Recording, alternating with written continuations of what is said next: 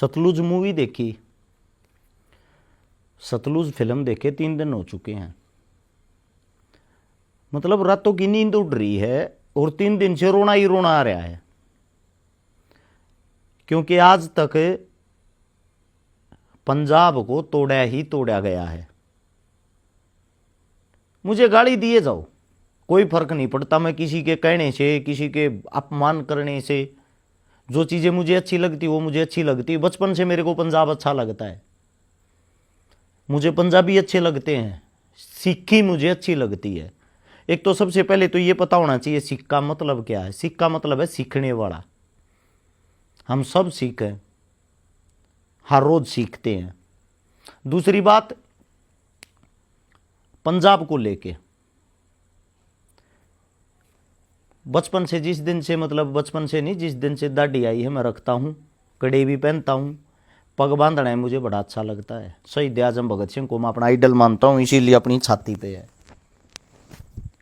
लेकिन सतलुज मूवी 3 दिन से देखी है और मैं कहता हूं सबसे बड़ी अगर किसी की कुर्बानी हुई है आजाद होने के बाद, मेरे दिमाग के पुर्जे पुर्जे हिल गए हैं। खालड़ा साहब ने जो कुर्बानी दी है सतलुज मूवी के अंदर, एक रियल जो कैरेक्टर है खालड़ा साहब, आप हो नहीं, लेकिन आपके परिवार को, आपको जन्म देने वाली माताजी को, आपके बच्चों को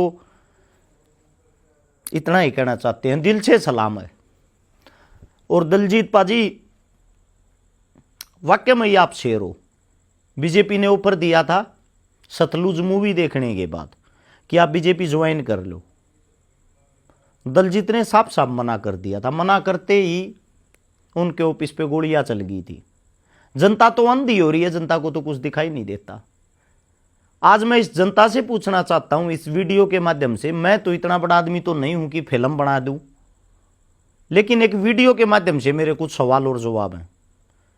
पंजाब को आज तक तोड़ा ही तोड़ा गया है, पंजाब को मिला क्या है? सबसे पहली बात, सतलुज मूवी पे बैन क्यों लगाया जा रहा है? उन्होंने पंजाब की हकीकत दिखाई है, उस हकीकत को सरकारें एक्सेप्ट क्यों नहीं करती? क्या इससे पहले ऐसी फिल्में नहीं आई हैं? केरला फाइल आई, उदयपुर फाइल आई, कश्मीर फाइल आई, यहां तक धुरंधर मूवी आई। धुरंधर जिसकी स्क्रिप्ट भी स्वयं सरकार के पास से लिख के जाती है, जिसका प्रमोशन भी स्वयं सरकार करती है, जिसको टैक्स फ्री सरकार करती है, फिर वे फिल्में क्यों चलाई जाती? इसका मतलब आप प्रोपगेंडा चलाना पसंद करते हो और प्रोपगेंडा दिखाना और फैलाना पसंद करते हो। और लोग इतने अंधे, इतने मूर्ख, इतने मतलब कि अनमैच्योर कैसे हो रहे हैं, मेरी समझ नहीं आता। उदयपुर अगर आप जाओगे, उदयपुर में जो हिंदू मुस्लिम इन्होंने करवाया था, अगर उसकी हकीकत जानोगे, जो एक टेलर था और जिन्होंने मारा, मतलब आपस में वे एक दूसरे के जानकार थे, पैसों का लेन देन था, ना कि कोई हिंदू मुस्लिम वाला। अगर आप कश्मीर फाइल पे जाओगे, कश्मीरी पंडितों के साथ वहां पे जो नरसंहार हुआ, जो उनके साथ जो भी बर्ताव हुआ, जितनी भी मौतें हुई, उनका दुख हमें भी है। लेकिन उस दुख को थोड़ा गौर से समझोगे, उस टाइम पे केंद्र के अंदर सरकार किसकी थी? भारतीय जनता पार्टी की थी, बीजेपी की। और उस बीजेपी के साथ मिलके कश्मीर की सरकार चल रही थी। बीजेपी की सरकार में कश्मीरी पंडित क्यों निकाले गए वहां से? सबसे बड़ा सोचने का विषय। इसका जिम्मेदार फिर कौन होगी? सोचने का विषय है ये। तो इसमें मुस्लिमों का क्या लेना देना हो गया? क्योंकि सरकार ने तो हमेशा ही हिंदू मुस्लिम करवाए हैं। अब आते हैं सतलुज पे, पंजाब पे। सबसे पहली बात तो यह है, पंजाब को तोड़ा गया। पंजाब जो है, पांच पंजाब मतलब 5 जो दरिया हैं, 5 जो नदियां हैं, उनसे जुड़ के बने हुए हिस्से को पंजाब कहते हैं। पुराने से पुराने टाइम में जितने जो भी जमींदार लोग हैं, किसान लोग हैं, वो पंजाब के अंदर हमेशा से मजबूत रहे हैं, और उन्हीं पंजाब के होनहार बच्चों ने इस देश के लिए समय समय पे कुर्बानियां दी है। ज़्यादा पुरानी बात तो नहीं करेंगे, गुरु गोविंद सिंह जी, गुरु तेग बहादुर जी, और जो मतलब जितने भी पुराने हैं, महाराजा रणजीत जी, उनको छोड़ के सीधा 1947 के पास आ जाओ। इतनी पुरानी बातें तो आप लोगों को कहाँ याद रहेंगी। बड़ी चीज ये है, पंजाब मजबूत था, और पंजाब ये सोचते थे उत्तर भारत की जो राजनीति है उसमें पंजाब इतना मजबूत है कि हिंदुस्तान की जो राजनीति होगी उसको कहीं पंजाबी तो नहीं संभालेगा आने वाले टाइम में। इन चीजों को देखते हुए पंजाब को खोखला किया गया। 1947 की जब 1947 का जो बंटवारा हुआ, बंटवारा किसने किया था? अंग्रेजों के एक ऐसे एडवोकेट ने, वकील ने, रेड अरफ्ट या कलफ्ट कुछ इस टाइप का उसका नाम था। जब वो बंटवारा करने के लिए उन्होंने कभी हिंदुस्तान को देखा ही नहीं था, और वो अपने यहाँ पे जो आया था वो लगभग जुलाई में आया था। उसको 40 दिन का टाइम दिया गया था, 40 दिन के अंदर तेरे को ये लाइन खींचनी है। वो बोला मेरे को टाइम तो दो, मेरे को देखने तो दो जगह। देखने का समय नहीं है, कागजों में ही देखो, डॉक्यूमेंटों में ही देखो। जो उसके सामने एक बहुत ही बड़ी मतलब की समस्या थी, मैं पंजाब को अलग कैसे करूँगा।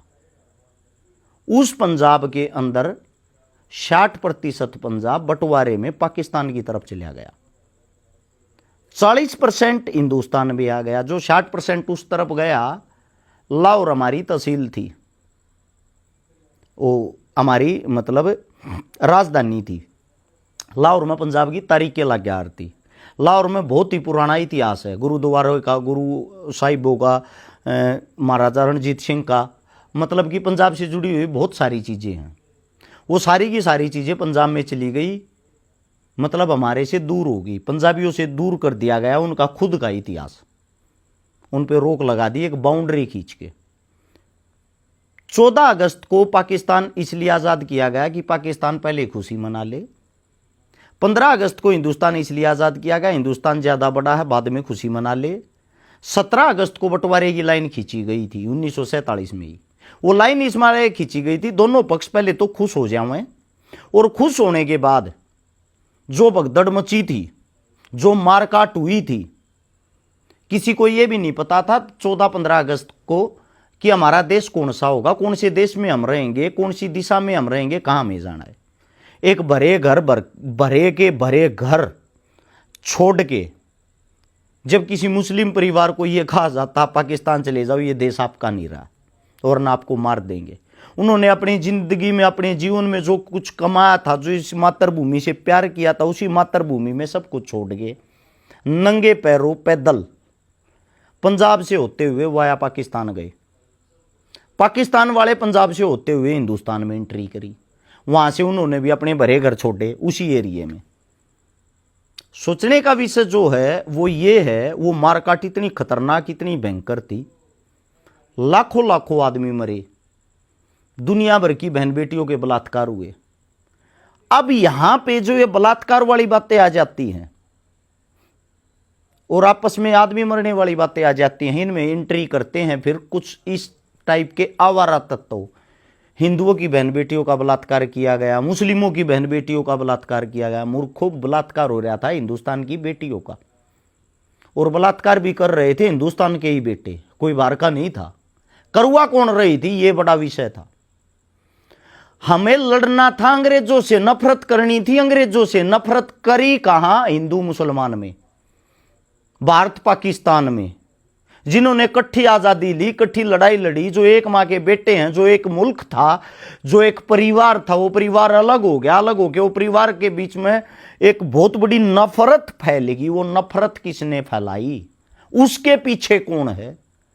उसके पीछे वही नेता मंत्री हैं जो अंग्रेजों का पैटर्न अंग्रेजों से सीख के हमारे ऊपर जिन्होंने लागू किया, भले ही वो किसी भी पार्टी के हों।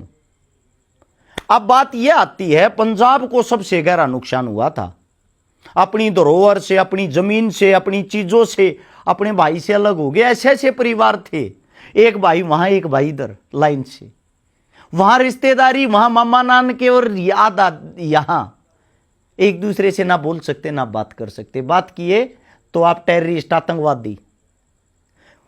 47 देखा, 47 के बाद पंजाब को फिर से तोड़ना शुरू किया।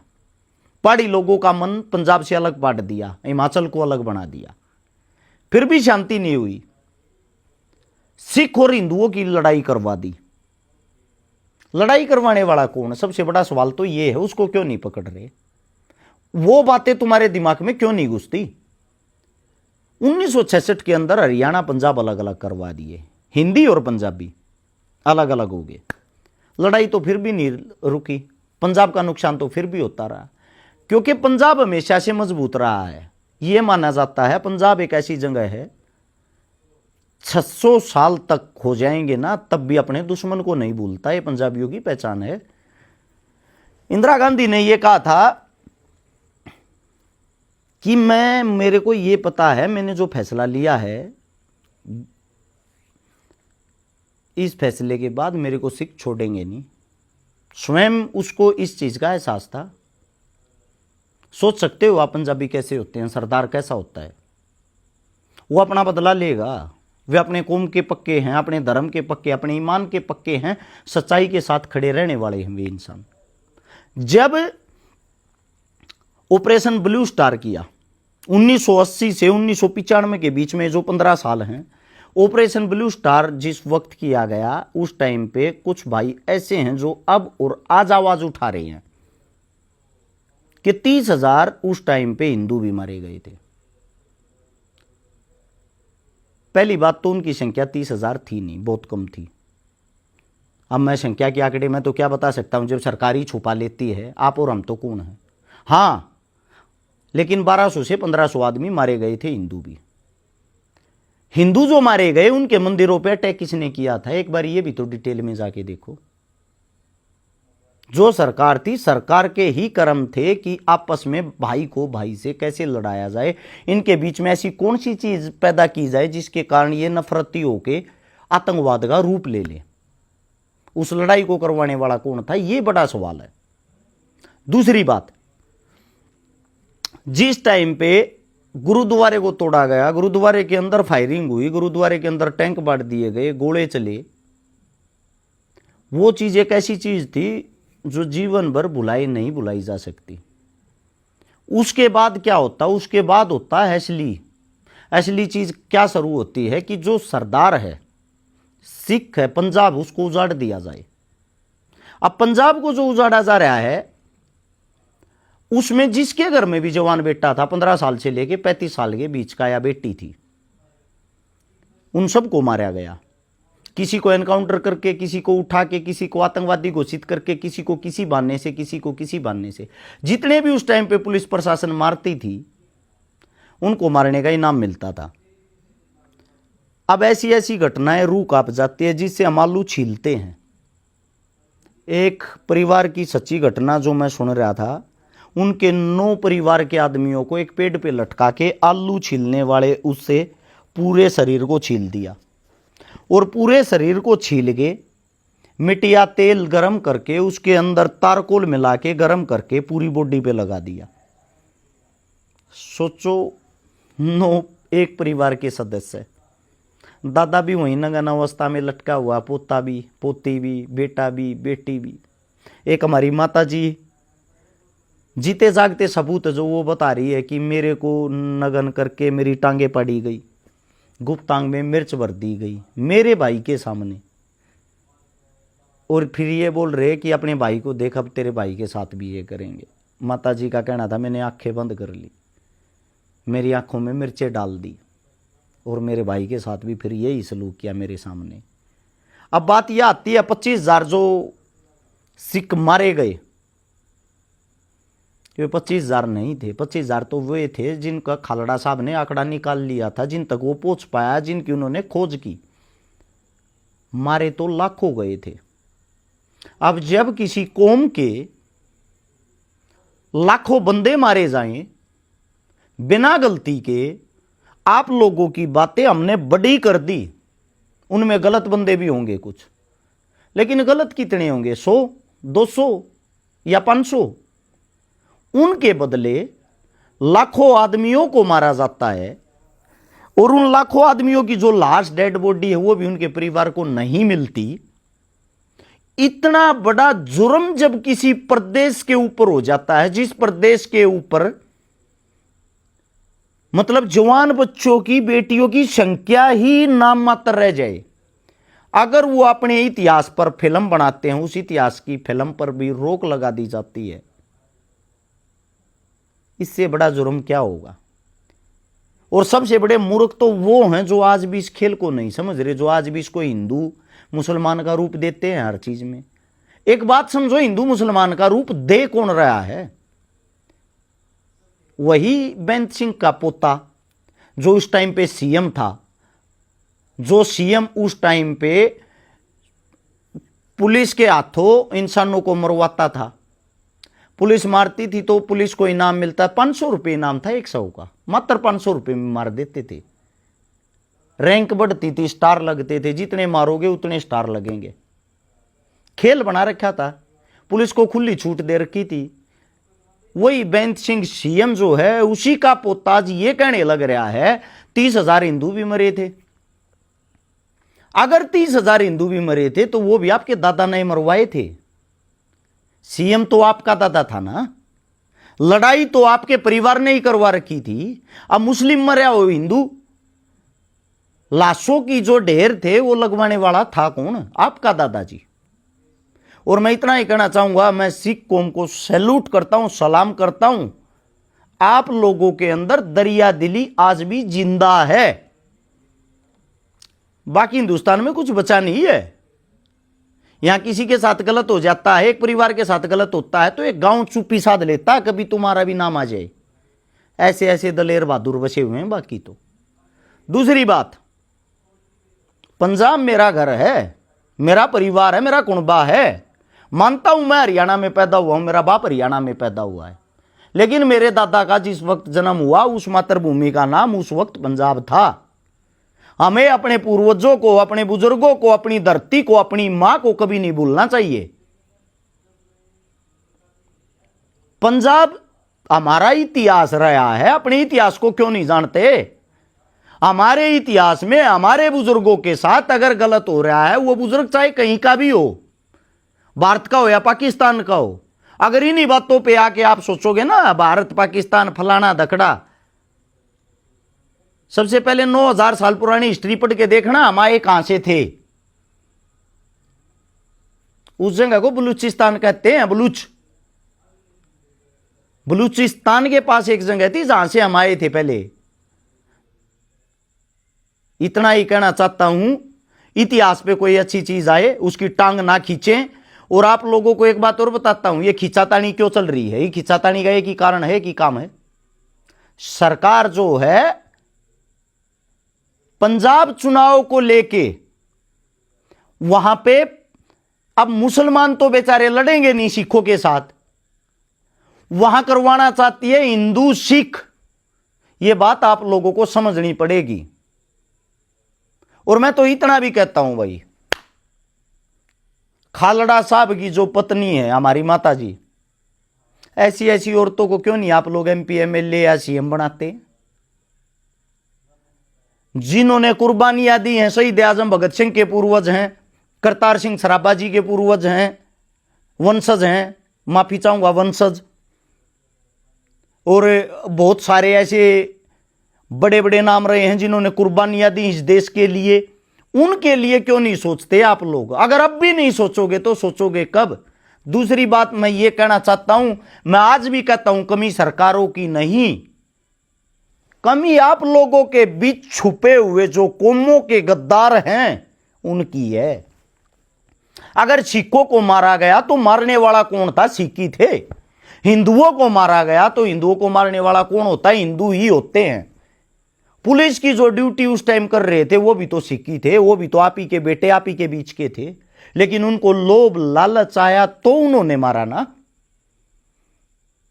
सीएम कौन था? चुना किसने था? आप लोगों ने। मरवाया किसने? सीएम ने। अब उसी सीएम का पोता सीएम बनने के ख्वाब ले रहा है अपने दादा की सफाई देने के चक्कर में। मैं इतना ही कहना चाहता हूं, दलजीत पाजी सैल्यूट आपको। मैं पंजाब मेरे लिए एक पवित्र धाम है और उसी पंजाब का हिस्सा हरियाणा है। मुझे पता है बहुत सारे कुत्ते बिल्ली यहां आएंगे अब ये स्टेटमेंट देने, पंजाब में जा, पंजाब में बस जा। पंजाब में ही रहते हैं भाई, उसी के अंदर से निकल के हरियाणा बना है। हमारा तो सपना भी एक ही है। मेरा तो, मैं पर्सनली तौर पे बताऊं, आप लोग कितना भी गंदा लगे, मेरा तो सपना भी ये है मैं लाहौर जाऊं, लाहौर की सेंट्रल जेल देखूं, लाहौर की वो जगह देखूं जहां पे शहीद आजम भगत सिंह, राजगुरु, सुखदेव ने जिस जेल में फांसी दी, जिस जेल में समय काटे। हमारा इतिहास है वहां पे, हमारे बुजुर्ग वहां तारीख भुगतने जाते थे।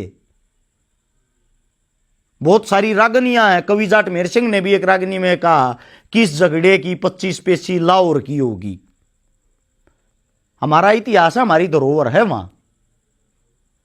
कुत्ती और गंदी राजनीति ने दो परिवारों को बांट दिया, हिंदू मुस्लिम को। हिंदू मुस्लिम करने के चक्कर में ये जो बीच से एक लाइन खींची, दो परिवारों को बांट दिया। बहुत सारे लोग भी देखता हूं मैं, पाकिस्तानियों के भी देखता हूं, वो वहां जिक्र करते हैं हर चीज का, तुम्हारे हिंदुस्तान में क्या चल रहा है, तुम्हारे हिंदुस्तान में ऐसा, तुम्हारे हिंदुस्तान में वैसा। वो इतनी बुराई नहीं करते। अगर हम यहां पे इतनी बातें पाकिस्तान की कर लिया ना, सड़ा हमारे को आतंकवादी घोषित कर दे इतनी देर में। सरकार की बात तो दूर है, जनता ही आतंकवादी घोषित कर दे। इनको कोई ये बताने वाला नहीं है 1947 से पहले वो हिस्सा भी हमारा था। इनको कोई ये बताने वाला नहीं जो मोहम्मद अली जिन्ना जिसको तुम कहते हो, जिन्होंने पाकिस्तान बसाया या बनाया, मोहम्मद अली जिन्ना का जो पिता था वो भले ही मुस्लिम था लेकिन उसका दादा भी त्यागी था, वे भी हिंदू थे पहले। किस किस का इतिहास चेक करोगे, पाकिस्तान का कैप्टन इंजमाम उल हक भी यहीं आसी से गया हुआ है। सकलैन मुश्ताक भी पहले हिंदू था, जो उनका स्पिन बॉलर था वो भी पंजाब से गया हुआ है। किस किस की हिस्ट्री चेक करोगे। ये तो जिसको जो धर्म अच्छा लगा वो उसी धर्म में ढल गया। आप अपनी सोच, आप अपने विचार वक्त वक्त पे बदलते रहते हैं। मैं कि एक्टर हीरोइन को ज्यादा पसंद नहीं करता, लेकिन दलजीत बाजी आपको सैल्यूट इसलिए करता हूं, एक वीडियो से, एक फिल्म से आपने आंख नाक कान नहीं सब कुछ खोल दिया। अच्छी फिल्म का रिजल्ट क्या होता, नतीजा क्या होता वो जान लो। सतलुज जिस जगह उन लाशों को फेंका जाता था, उस जगह पे हजारों आदमी इकट्ठे हो रहे हैं उस जगह को देखने के लिए। हमारे पूर्वज यहां से मारे गए थे। एक फिल्म का नतीजा, वरना वो सतलुज पहले भी थी। एक फिल्म का नतीजा है हिंदू मुस्लिम कराने के लिए बार बार ये फिल्म रिलीज करते हैं, उनसे पूरे देश के अंदर नफरत का बीज बू चुका है। कितनी भी पार्टियां आजा लेना भविष्य में 100 साल तक ये हिंदू मुस्लिम कहीं नहीं जाएगा, कहीं नहीं निपटेगा। कोई दूसरी पार्टी भी अगर राज में आ गई ना, उसके दिल दिमाग में भी एक ही बात रहेगी, काम करने की जगह हिंदू मुस्लिम करवाओ ना। यही काम सरकारों ने पहले किया है, जिसके बलबूते पे पंजाब के अंदर, मतलब पंजाब को तोड़ा ही तोड़ा गया है। सलाम करना चाहिए पूरे हिंदुस्तान को, सैल्यूट करना चाहिए उस पंजाब को, हिंदुस्तान को नहीं पूरे विश्व को। 2% मात्र सिख होते हुए कहीं बुरी आपदा आ जाए सबसे आगे सिख मिलेगा। कहीं आपको जरूरत पड़ जाए, चाहे चांद पे आग लग रही हो, कोई मदद करने के लिए जाए या ना जाए, सिख जाएंगे। कहीं कितनी भी बड़ी त्रासदी हो रही हो, सिख सबसे पहले पहुंचेगा। इसीलिए कहता हूं सलाम ऐसे सिख को। अगर कोई बहन बेटी अकेली हो, कहीं पगड़ी वाला इंसान खड़ा मिल जाए, अपने आप को सेफ महसूस करेगी। यह इज्जत है सिख की। आप लोगों को सलाम है। मेरा दिल कर रहा था इसलिए मैंने वीडियो बनाई है, और मैं वही करता हूं जो मेरा दिल करता है। मैं गुलाम नहीं हूं, किसी का बाप मेरे को रोटी खिलाने के लिए नहीं आता। रही हिंदुओं की बात, कितने हिंदू मारे गए थे नहीं पता हो तो आखिरी वर्ड जो हैं खालड़ा साहब ने जो रिकॉर्ड इकट्ठे किए थे, आंकड़े किए थे, उन 25,000 आदमियों में मरने वालों में हिंदुओं के नाम भी थे। खालड़ा साहब हर परिवार की लड़ाई लड़ रहा था, ना कि आप अकेले सिख कौम की। 25,000 का आंकड़ा उन्होंने इकट्ठा किया था। मरने वालों की संख्या तो लाखों में थी, जिनका आज तक कोई आंकड़ा नहीं है। 1.5 साल के बच्चों को फुटबॉल की तरह लात मार के पुलिस वाले मार देते थे जान से। सोच के देखो, अगर आज के टाइम तुम्हारे बच्चों को कोई मारे, हैं?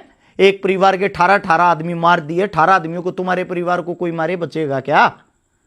तुम्हारे माँ बाप को तुम्हारे सामने नग्न अवस्था में किया जाए, क्या बचेगा, क्या करोगे?